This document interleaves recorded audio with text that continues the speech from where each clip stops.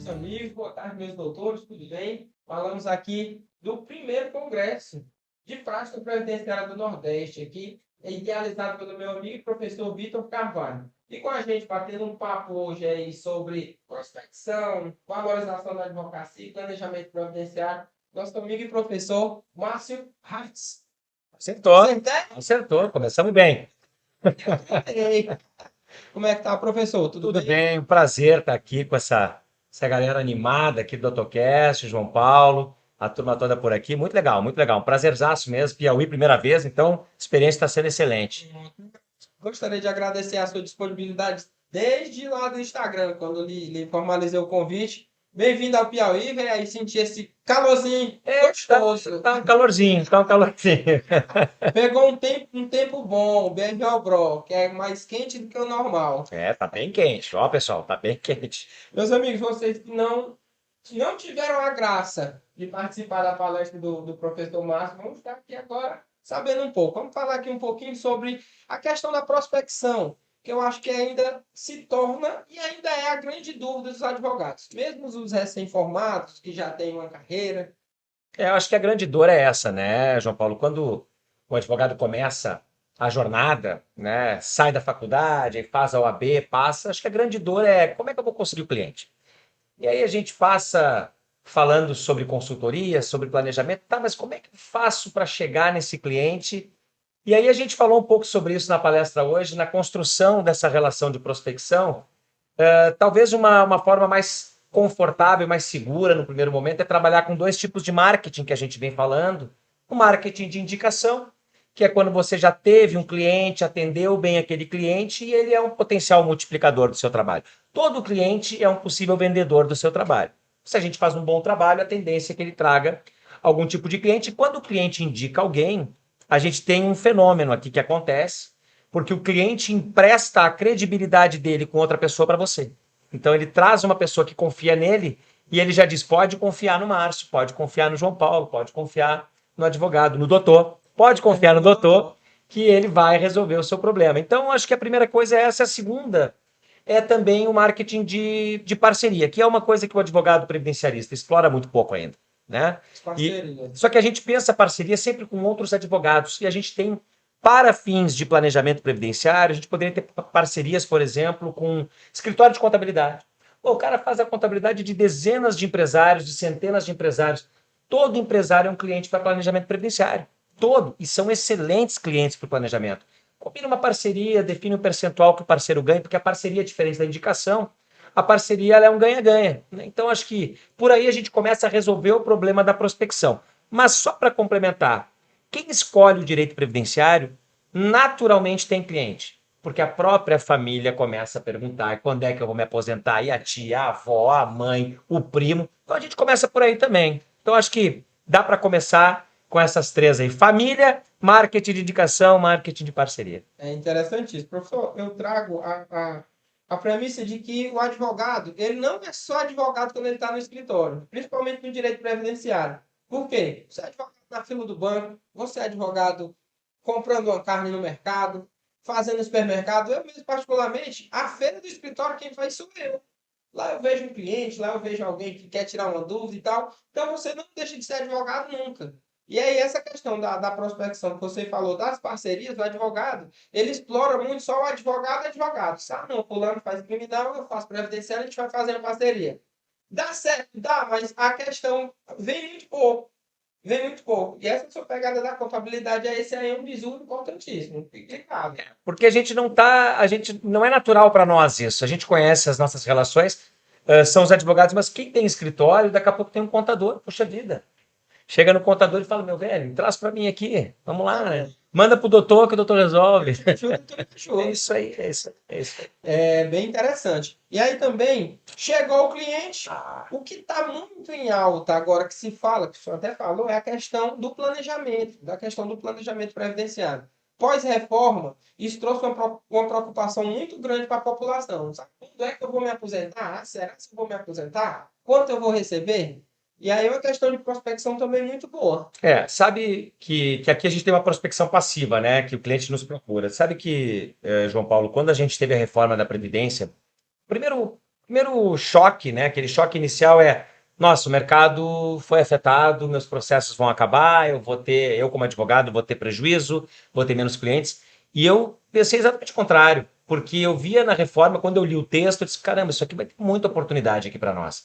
Claro que eu não vou entrar aqui no mérito, né? Quem está nos ouvindo aqui, não vou entrar no mérito de se houve ou não houve um arrefecimento, um amesquinhamento de direitos. Claro que o segurado sofre com uma reforma, é evidente. Mas eu estou falando com um advogado. Aqui o meu público é o advogado, eu me direciono para o advogado, e nesse sentido eu entendo que houve uma grande oportunidade. Porque imagina, antes a gente vinha de um cenário que a gente tinha aí três, quatro regras de aposentadoria possíveis, com fator previdenciário, sem fator previdenciário, aposentadoria especial, aposentadoria por idade. De repente a gente entra na reforma da Previdência, a gente tem 14 regras. Como é que o segurado vai se entender nesse mundo, João? Como é que ele vai fazer? Então ele precisa da gente. E mais do que precisar da gente para tirar pequenas dúvidas, ele precisa da gente para saber como fazer até se aposentar. Já que ficou mais distante, ficou mais longe, muitas vezes ele vem numa situação de não ter mais emprego formal, como é que ele vai contribuir? Se perder a qualidade de segurado, como é que fica? Então a gente tem um papel aqui também, como advogados, de educar o segurado. E por isso que a consultoria cresce. É um trabalho consultivo, é um trabalho remunerado, é um trabalho rentável e ao mesmo tempo educativo e por isso fundamental. E sendo cada vez mais fundamental porque o cliente vem ganhando mais consciência da sua necessidade e os advogados estão aprendendo a vender esse serviço. E ele é muito valorizado. Tem um detalhe, muito importante. No planejamento previdenciário, você, advogado, doutor, você que está do outro lado, você não depende mais do INSS, não depende mais da justiça para ter resultado. Aquela caneta que você tem no bolso fica com você. Você não está entregando para mais ninguém decidir como vai ser aquele processo. Então, isso é muito bom porque a gente passa a controlar resultados e aí ter receita recorrente, contas e despesas pagas com esse serviço, e aí o contencioso passa a ser realmente a bonança, porque a gente começa a receber para aí sim acumular patrimônio. Acho que é mais ou menos nessa linha aí. Interessantíssimo. O senhor reforçou o pensamento que eu tinha a respeito do planejamento previdenciário. Que muitos jovens advogados me procuram lá no Instagram, né? Diz, olha, que eu estou conversando agora, o que é que eu faço para não ganhar dinheiro? Porque aquela aflição do recém-formado é isso. O cara estudou, ele estudou para passar na OAB e tudo, ele quer o quê? Ele quer ganhar dinheiro. Ele quer entrar no mercado de trabalho. Os caras caem em cima do planejamento. Tá tudo na tua mão. Não depende do sistema, não depende de justiça, não depende de nada. Tu vai ali, pede o prazo do cliente, seja transparente, acabou. Fez teu dinheiro ali, pronto. É fácil. Porque se aquele cliente ele presta um trabalho de excelência, daqui 6 meses, daqui um ano, ele vai voltar lá para querer a aposentadoria dele com aquele mesmo advogado fez o planejamento. Então, ele deixa, entre aspas, amarrado o cliente nele, fazendo esse bom trabalho. Então, isso é interessantíssimo. O planejamento ele tem uma característica muito importante, que é exatamente isso que você coloca, ele fideliza o cliente. Né? Porque você mostra a relevância de um trabalho, você mostra a importância do trabalho, o cliente resolve algumas dúvidas, resolve alguns problemas, identifica como ele vai se comportar daqui para frente e ao mesmo tempo ele sabe que na hora que ele for aposentar ele vai precisar de um profissional competente de novo e ele vai ter essa memória. E aí eu digo o seguinte, trabalhar gratuitamente com o segurado, o trabalho gratuito ele é um inimigo da memória. Né? Quando você recebe alguma coisa gratuitamente, você esquece. Agora, se você recebeu alguma coisa pagando por nunca mais esquece. Ele fica na sua memória. Então é muito importante ter essa consciência, que é uma mudança de mentalidade. Né? A gente precisa mudar um pouco a nossa mentalidade e a gente vem batendo nessa tecla há bastante tempo. Eu já vem falando sobre isso há muito tempo e tem dado resultado. Acho que o pessoal tem entendido bem isso aí. Aí, quem ganha de graça esquece, né? Claro, cara. Vem de graça, vai de graça, né? O que vem sem valor, se perde sem valor. Isso aí eu vou levar para a sério. Diga que pessoa que eu vou levar para a vida. Eu caracterizo também a reforma da Previdência junto com a pandemia. Que a pandemia veio e disse, pronto, acabou os empregos, acabou o meu trabalho, não tem mais cliente, vou fechar o escritório. Para quem soube, uma virada de chave na sua advocacia. Foi. Por quê? Se remodelou, se atualizou e arregaçou. Eu conheço muitos colegas, eu mesmo tive um avanço muito grande na pandemia. Eu estou me saí. Não é que eu desafiei, não. Se sair de acordo com as circunstâncias desejáveis. E aí foi interessante também, que tinha muito cliente, potencial cliente solto aí, e a gente foi para as redes e a gente está aí para isso. Acho que você tocou num ponto. A pandemia, ela acelerou alguns processos que eram naturais, né? A gente ia estar vivendo daqui talvez 5, 6, 8 anos esse boom do digital, como aconteceu, mas a pandemia acelerou os processos. O INSS teve que se tornar mais digital do que era, os advogados tiveram que se posicionar mais digitalmente e o cliente foi buscar mais informação nas redes sociais. Então a gente tem hoje um encontro do advogado com o cliente nas redes sociais, nas diferentes regiões do país. Acabaram-se as barreiras geográficas, ninguém mais fala sobre isso. Ninguém, não, mas é muito longe para eu fazer esse curso. Não, eu compro aqui. As pessoas se acostumaram a fazer, o cliente está buscando informação lá, e eu acho que isso trouxe para o jovem advogado uma perspectiva de mercado muito boa. Porque o jovem doutor, que está aí do outro lado, é aquele que sempre encontrou uma barreira de entrada na advocacia por conta das grandes bancas, né, que já tinham dominado o mercado, só que as grandes bancas não se prepararam para o mundo digital, tal e qual a nova geração de advogados está preparada. Por quê? Porque são jovens. E os jovens de 20 e poucos anos hoje, de 24, de 25 anos, eu estou com 45, olha meus cabelos aqui. Né? Eu estou tendo que me adaptar, minhas filhas me dão um show, né, de redes sociais. Os jovens já nasceram com o dedo na rede social. Quando nasceu a rede social, a velocidade com que vocês conseguem trafegar e navegar é muito maior que a minha. Então vocês vão atropelar a geração antiga que não soube se adaptar. Então vocês têm essa ferramenta na mão. Coisa que nós não tínhamos 10 anos atrás, isso não existia. A gente está falando de 10 anos. Não existia. Tinha um Facebook. Não, o Facebook não era para isso. Nunca foi. O Orkut, nem vou falar disso, né? Não, a gente fala de Orkut aqui, o pessoal vai dizer. Ah, pois, olha aí, ó. Ele tá se fazendo, ele tá, né? Tá querendo dar uma de mocinho aqui, mas eu acho que ele teve Orkut também. SMS. SN e CQ veio primeiro. Lá atrás. Aí, bom, mas aí vamos deixar para lá. Passou, só foram, mas era bom demais. Era bom. SMS mesmo, era chamar a atenção lá e tremer a tela. Exatamente, exatamente. Interessante demais. Professor, para a gente finalizar, diga. Falamos prospecção, mundo digital. Essa questão do digital é importantíssima, porque você se para qualquer advogado em qualquer lugar. Não tem mais um nicho, um meio de atuação, um local específico, acabou. Você tem em qualquer lugar. E chegou, o advogado chegou, ele fez a prospecção, ele fez a sua rede social bacaninha e ele não consegue se valorizar. Eu busco muito isso, dessa questão de nós mesmos estarmos nos valorizando. A classe se valorizar, se merecer. Porque você está aqui, você vai já. Estamos com o tempo corrido. Então, você está na correria, você faz seu trabalho, você tem que merecer, você tem que se merecer. Tudo isso que você faz. Você está tocando num ponto que eu já falei várias vezes, eu sempre sobre isso, né? Eu criei um dos cursos que a gente fez, eu criei uma hashtag que era para o pessoal se convencer disso, né? A hashtag era Eu Mereço Mais. Porque a gente precisa dizer isso pra gente. Eu preciso ouvir isso de mim mesmo, porque a gente tem uma crença muito limitante de que o nosso trabalho não tem valor. A gente tem realmente isso. A gente acha que se cobrar de um cliente por um determinado serviço consultivo, ele não vai fechar comigo, vai fechar com do lado que não, com um advogado do lado que não cobra. Mas será que o advogado do lado vai entregar para o cliente aquilo que eu consigo entregar? Será que ele tem a mesma capacidade que eu tenho para lidar com aquele problema? A primeira coisa é confiar realmente no que você está fazendo. Você ter uma metodologia de trabalho, você ter...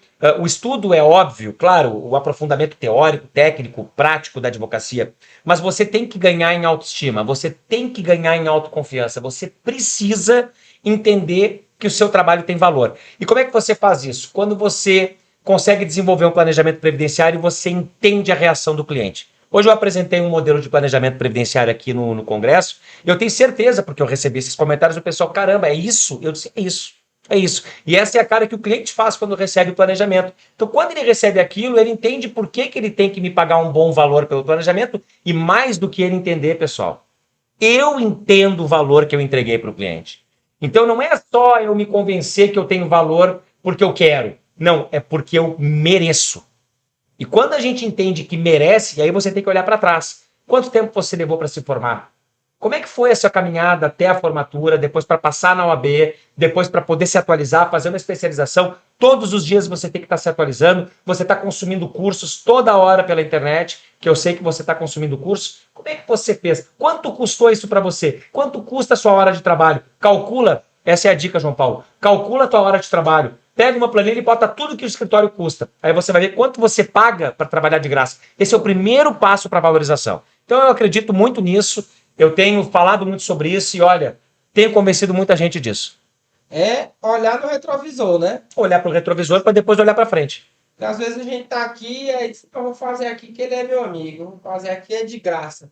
E aí a conta do funcionário? E o dono do supermercado é teu amigo? Quando foi que ele lhe deu uma fera, Quando né? tu vai na pizzaria é teu amigo também? É teu amigo? Mas ele é teu amigo, você vai lá e paga. Você Quando você vai no dentista, ele dá uma olhadinha? dá Assim, sem compromisso? Se tiver alguma coisa para fazer, eu pago, hein? Quem sabe? A gente chega no médico assim, ó, doutor, eu tô meio ruim, se o senhor me curar, eu pago.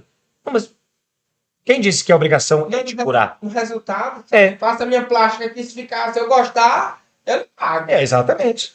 Dificilmente eu vou gostar, qualquer coisa que fizer não vai ficar legal mesmo, né?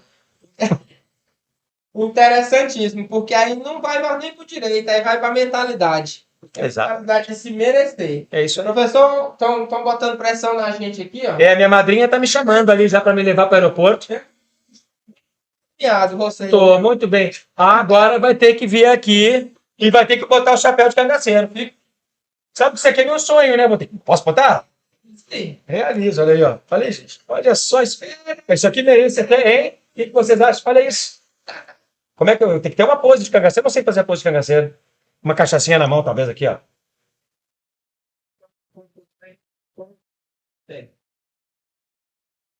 Ah, olha aí, ó. Show! Meu amigo, tem de caneca aí e um broche. Poxa vida, que legal. Estilo. Cara, que legal, cara. Poxa vida, Ingresso. que legal, cara. Poxa. Planeja. Vou fazer, porque eu tenho meu programa de manhã todos os dias, cafezinho. Aí, ó, vou usar a xícara do DoutorCast. Pode anotar aí. Com certeza. Como você anda por todo o Brasil, nossa cidade Pedro II é a única cidade no Brasil que tem essa pedra e a segunda no mundo, né? Que é a opala. É uma pedra preciosa que só tem em Pedro II. É um brochezinho que você colocar na lapela, representando o Brasil, já que você roda todas as partes, todos os cantos, viu? Que presente maravilhoso, cara. Muito obrigado. Olha aí, gente. Olha isso aí. Olha só. Que presente maravilhoso. Que bonito. Muito obrigado. Muito obrigado. Tô comovido com vocês. Muito obrigado. Deixa eu te dar um abraço aqui, cara.